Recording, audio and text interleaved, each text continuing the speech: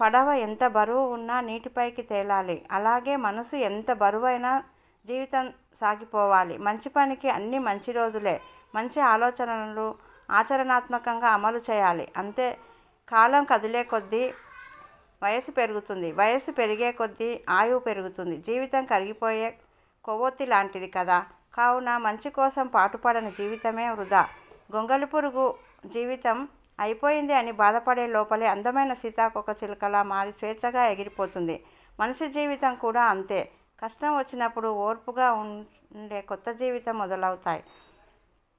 మనకెంత ఆస్తి ఉన్నా తినేది ఆహారాన్నే. మనకెంత గుర్తింపు ఉన్నా అందరూ చూసేది మంచితనాన్నే. కష్టాలే మనకు జీవితంలో తదుపరి సలహాలను ఇస్తాయి. కష్టాలు రాకపోతే మన జీవితంలో ముందుకు వెళ్ళాలనే ఆలోచన ఎప్పుడూ రాదు. ఒకరి నీడలో ఎదగాలి అనుకోకు. కష్టమైనా సరే సొంతంగా ఎదగడం అలవాటు చేసుకోవాలి.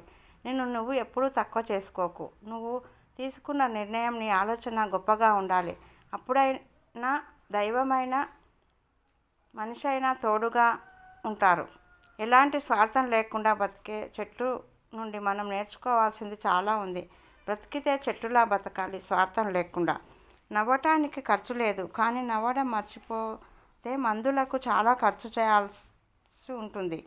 అందుకే ఎప్పుడూ నవ్వుతూ సంతోషంగా ఉండండి.